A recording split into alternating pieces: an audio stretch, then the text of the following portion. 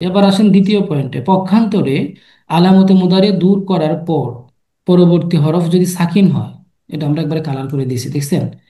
পরবর্তী হরফটা যদি সাকিন হয় এবং তার পরবর্তী অর্থাৎ আইন কালিমায়, অর্থাৎ কি আইন কালাম।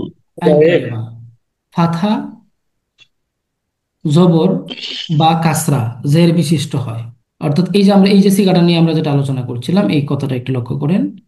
দ্বিতীয় পয়েন্টটা হচ্ছে আমাদের এই সিগাটা নিয়ে, এই সিগাটা নিয়ে তাফআলু, তাই না? যে পক্ষান্তরে আলামতে মুদারি বা মানে দূর করার পর পরবর্তী হরফটি যদি সাকিন হয়, তাহলে পরের হরফটা আমরা এখানে সাকিন পাচ্ছি, তাফআলু, তা এক বাদ দেওয়ার পরে তৎপরবর্তী হরফ, অর্থাৎ এই সাকিন যুক্ত হরফের পরের হরফ, যেটা আইন কালিমা আমরা যেটা মানে এখানে দেখি, এই আইন কালিমাটা যদি কি হয়, ফাতহা অথবা কাসরা হয়, আইন কালিমার মধ্যে জবর অথবা জের থাকে, তাহলে শুরুতে একটি কাসরা বা জের বিশিষ্ট একটা হামজায় ওয়াসল আনতে হবে। জের বিশিষ্ট কি আনতে হবে? একটা হামজা ওয়াসল। হামজায় ওয়াসল আনতে হবে। এবং শেষ বর্ণে হরফে ইল্লত না হলে তাতে সাকিন দিতে হবে। যদি হরফে ইল্লত থাকে তাহলে তো বাদ হয়ে যাবে, এটা আমরা পরে বলবো। যদি হরফে ইল্লত না থাকে তাহলে কি দিতে হবে? সাকিন। সাকিন দিতে হবে। তাহলে আমরা এখানে সাকিন দেখতে হরফে পাচ্ছি, সিগলে সাকিন। এই যে আমরা ইফআল লিখলাম, এই ইফআলের মধ্যে আমরা লাস্টের করে সাকিন দিলাম, যেহেতু এটা হরফে ইল্লত না। আর শুরুতে আমাদেরকে কি আনতে বলছিল? একটা হামজা আনতে বলছিল জের যুক্ত, যেহেতু আন কালিমাটা এখানে জবরযুক্ত, তাই না? আন কালিমা জবরযুক্ত অথবা জের যুক্ত হলে শুরুতে একটা হামজা ওয়াসল আনতে হবে, কি যুক্ত? জের যুক্ত। তো ইফআল জি। হয়ে গেল, কি হয়ে গেল বলেন তো? ইফআল। ইফআল। এটাই হচ্ছে ওয়াহেদে মুযাক্কার হাদির আমরে হাদিরের সিগা। এখানে দেখেন তাদ রিবু, এই যে সিগাটা এখানে আলামতে মুদারে বাদ দেওয়ার পরে থাকে দদরা বা, এখানে দদটা হচ্ছে সাকিন যুক্ত। আমাদেরকে বলছে সাকিন যুক্ত। যদি পরের অক্ষর সাকিন যুক্ত থাকে তাহলে তারপরের অক্ষর দেখতে হবে। তারপরের অক্ষর যদি জবর অথবা জের থাকে তাহলে শুরুতে জের যুক্ত হামজা আনতে হবে। তো আমরা দেখতেছি এখানে তারপরের অক্ষরটা জের যুক্ত, এই জন্য আমরা শুরুতে কি আনবো? একটা হামজা। জের যুক্ত না জবর যুক্ত হামজা আনবো? জের যুক্ত। জের যুক্ত জেরে হামজা যুক্ত। আনবো। তো জের যুক্ত হামজা আনার পরে লাস্টের অক্ষরে যদি হরফে ইল্লত না থাকে তাহলে আমরা কি দিব? সাকিন দিব। সাকিন। লাস্টের অক্ষর তো বা, বা তো হরফে ইল্লত না, তাই না? তাদরিব থেকে ইদরিব, তাদরিব থেকে কি হয়ে গেছে? ইদরিব। ইদ্রিব। তাফতাহু থেকে ইফতাহ। ক্লিয়ার? জি। জি। এরপরের পয়েন্টটা দেখেন, আর শেষ বর্ণে হরফে ইল্লত হলে উক্ত হরফ বিলুপ্ত করতে হবে। তার মি থেকে ইরমি। ইলম। তার মি আলামতে মুদারে বাদ দিলাম, পরের অক্ষর দেখলাম জের যুক্ত, এই জন্য শুরুতে আমরা কি আনলাম? জের যুক্ত হামজা আনলাম।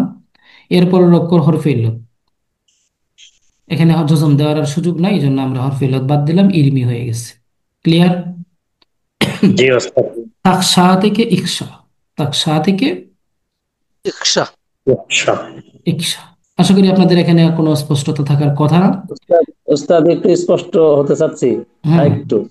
যেমন হলো তারমি, আমরা আগে দেখলাম যে দরাবাত তাদরিব থেকে বা আলামত মুদার দূর করে ইদরিব করলাম, মানে শেষে হরফে আমরা সাকিন দিলাম।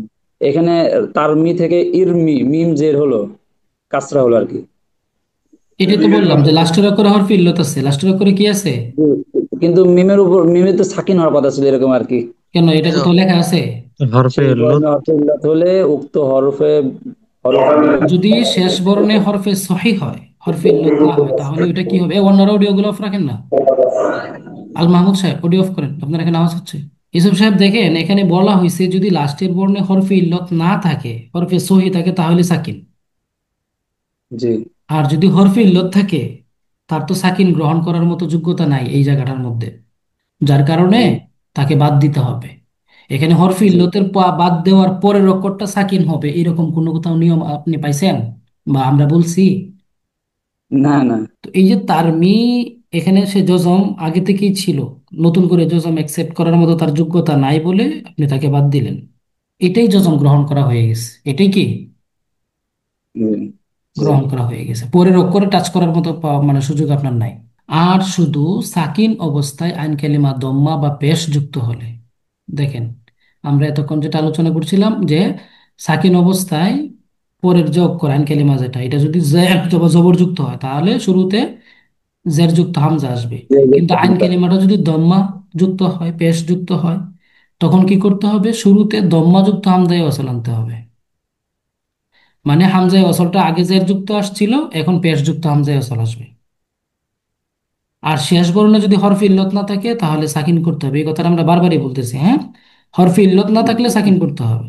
যেমন তাং শুরু থেকে উংসুর, এখানে আমরা আলামত মুদ্রা বাদ দেওয়ার পরে ফা কালিমা বা পরের অক্ষরটাকে দেখলাম সাকিন যুক্ত। তো এই জন্য শুরুতে আমরা একটা পেশ যুক্ত হামজায় ওয়াসল আনলাম। তারপরে আমরা দেখলাম, ও, পরের অক্ষরটা দেখলাম পেশ যুক্ত। এই জন্য শুরুতে হামজায় ওয়াসল আনলাম কি পেশ যুক্ত, আর লাস্টের অক্ষরে পেশযুক্ত সাকিন দিয়ে দিলাম। যেহেতু হরফে সহি, যেহেতু কি হরফে সহি। সহি, তাং শুরু থেকে উমসুর।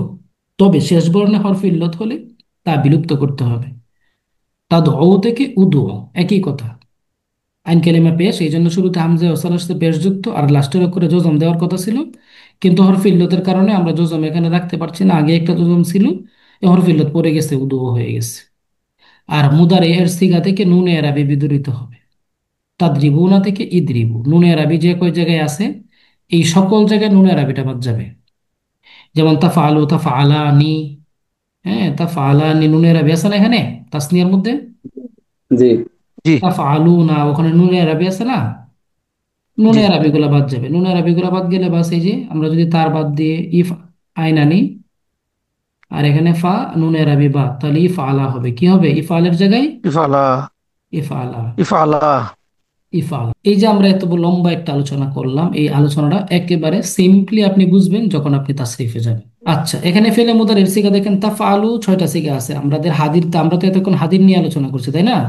জি আমরা হাদির মারুফের গঠন প্রণালী বলছি না এতক্ষণ? জি। জি তাহলে এই যে দেখেন, তো মুদারে হাদিরের 6টা সিগা। মুদারে হাদিরের কটা সিগা? ছয়টা ছিল। তাফআলু, তাফআলানে, তাফআলুনা, তাফআলিনা, তাফআলানে, তাফআলনা, এই 6টা সিগা। তো এখান থেকে আমার গঠন করতে হলে কি করতে হবে? আলামতের মধ্যে বাদ দিতে হবে, আমরা বাদ দিছি। লাস্টের অক্ষরে সাকিন দিতে হবে, আমরা সাকিন দিছি। ইফআল, তাফআলানে, ইফআলা, তাফআলুনা, ইফআলু, তাফআলিনা, ইফআলি, তাফআলানে, ইফআলা, তাফআলনা, ইফআলনা। ক্লিয়ার? জি উস্তাদ। এখানে যেখানে নুন আরবি আছে সবটা নুন আরবি কি হয়ে গেছে? 4টে নুন বিরাট। আরবি পড়ে গেছে, দেখছেন? জি ইফালা, ইফালু, ইফালি, ইফালা। আর এই যে নুন, এই নুনের তো পড়লো না। কেন পড়লো না? এই সিগাটা হচ্ছে ওই যে দুই গারতারা সিগার একটা, জমা মুয়ান্নাস হাদির, সে পরিবর্তন হবে না। সে কি হবে না? পরিবর্তন নেই। এখানেও হয় নাই, এখানেও হয় নাই।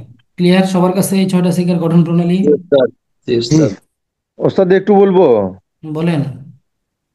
ওই যে জমা মন জমা মুজাক্কার হাজিরটা তাফআলুনা, এখানে ওয়াওয়ের পরে একটা তাফআলুনা যখন নুনে রাবি আসলো তখন কিন্তু আলিফটা আমরা দেখতে পাচ্ছি না। আলিফটা যখন নুনটা দেখতে পাচ্ছি না, নুনটা যখন পড়ে যায় তখন আবার আলিফটা চলে আসে। এই আলিফটার একটা নাম আছে, বুঝছেন? এই আলিফটাকে বলা হয় আলিফুল জামা। এই আলিফটাকে কি বলা হয়? আলিফুল জামা। আলিফুল আলিফুল জামা। জামা। আলিফের অনেক নাম আছে। আলিফে মামদুদা, আলিফে মাদ্দা, আলিফে মাকসুরা, তার মধ্যে এটাও একটা আলিফ। মানে এই আলিফটার নাম হচ্ছে আলিফুল জামা। এই জামার আলিফটা হচ্ছে এমন একটা আলিফ যেটা জমা বোঝানোর জন্য আসে। যদি তারপরে জমার অন্য কোনো অক্ষর না থাকে তখন এই আলিফটা ব্যবহার হয়। এই জন্য আপনারা দেখবেন যখনই জামার নুন চলে আসে তখন এই আলিফ থাকে না, যখন জামার নুন আসে না তখন এই আলিফটা চলে আসে। হুট করে কোত্থেকে যে আসে আপনি বলতে পারবেন না, বুঝছেন? আপনি মাদির ক্ষেত্রে দেখেন, ফা আলা, ফা আলা, ফা আলু, ওখানে আলিফ আছে, আছে না?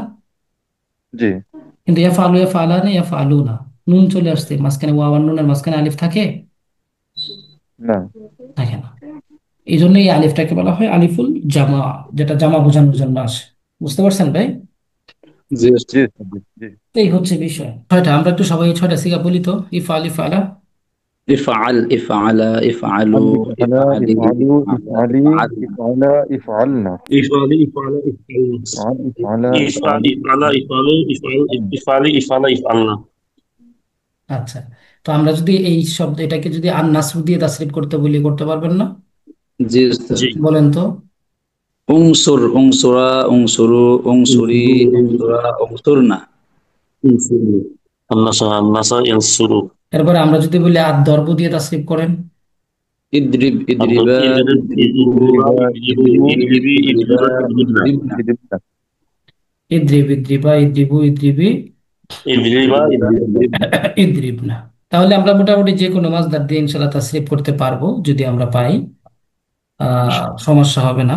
আপনাদের কোনো প্রশ্ন আছে কিনা তাসরিফ থেকে, যে হরফে ইল্লত যুক্ত যেগুলা পড়াইছেন এগুলোর তাসরিফটা কেমন হবে, হ্যাঁ ওইটার তাসরিফটা কেমন হবে, এই জন্য এই তাসরিফগুলো আমরা এখানে উল্লেখ করে দিচ্ছি।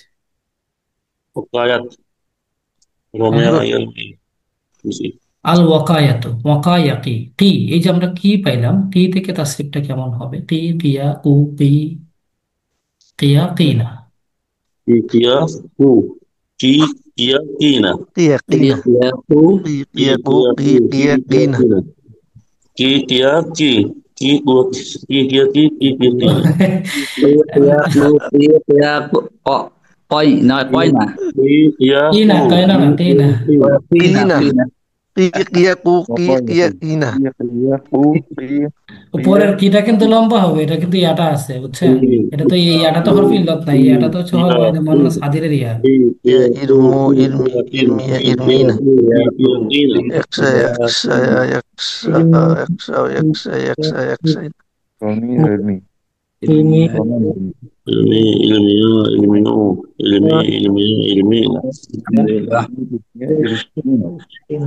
দেখেন এই যে আপনার মুদাফ দিয়ে তাসরিফ কেমন হয়, গত ব্যাচে এই প্রশ্নটা করছিল, এই জন্য এই মানে তাসরিফটা এখানে উল্লেখ করে দেওয়া হয়েছে। জন্না জন্না, জুন্না জুন্না, জুন্নু জুন্নি, জুন্না উজনুন্না, নুন্না, বুঝছেন? মানে নর্মালি প্রত্যেক ধরন থেকে আর কি একটা করে তাসরিফ দেওয়া হয়েছে। আচ্ছা, তাহলে এই ধরনের মাছদার মানে যত মানে লেভেলের মাছদার হতে পারে আর কি, মোটামুটি একটা ধারণা এখানে দেওয়া হয়েছে। আরো অন্য লেভেলের মাছদার তো আশা করি নাই, পাবেন না, যদিও পান তাহলে এইগুলা দিয়ে কিয়াস করে যুক্তি করে আপনারা ওগুলা দিয়ে সমাধান করে নিতে পারবেন, বুঝছেন? জি আসসালামু আলাইকুম। জার্নি টু অ্যারাবিকের তত্ত্বাবধানে শুরু হতে যাচ্ছে 5 মাস ব্যাপী আরবি ব্যাকরণ, নাহু, সরফ, বেসিক টু অ্যাডভান্স কোর্সের তৃতীয় ব্যাচ। এই কোর্সটি এনটিআরসিএ এর প্রস্তাবিত নতুন পরীক্ষা পদ্ধতির আলোকে আরবি প্রভাষক, সহকারী মৌলভী ও ইসলাম শিক্ষার জন্য সহায়ক হবে ইনশাআল্লাহ। কোর্সের ফ্রি ক্লাসটি আগামী 4 অক্টোবর 2025 সময় রাত 9টায় আমাদের ফেসবুক পেজের লাইভের মাধ্যমে শুরু হবে ইনশাআল্লাহ। অলরেডি আমরা উক্ত কোর্সের 2টি ব্যাচ সফলতার সাথে সম্পন্ন করেছি আলহামদুলিল্লাহ। এই কোর্সটিতে শেখানো হবে ইসিম ফেলের তাহকিক ও তালিল করার পদ্ধতি, বাক্য শুদ্ধিকরণের উপায়, তারকিব করার উপায় সহ নাহু সরফের প্রায় সকল বিষয়। কোর্সটিতে থাকছে 65টি ক্লাস, লেকচার শিট, অনুশীলন পাঠ ও প্রতিটি ক্লাসের ভিডিও রেকর্ড। সম্পূর্ণ কোর্সটি জুম মিটিংয়ের মাধ্যমে হওয়ায় অফলাইনের মতো সকল সুবিধা উপভোগ করতে পারবেন। কোর্স পরিচালনায় রয়েছি আমি ফরিদ আহমদ আকন্দ, পরিচালক জার্নি টু অ্যারাবিক। ধন্যবাদ।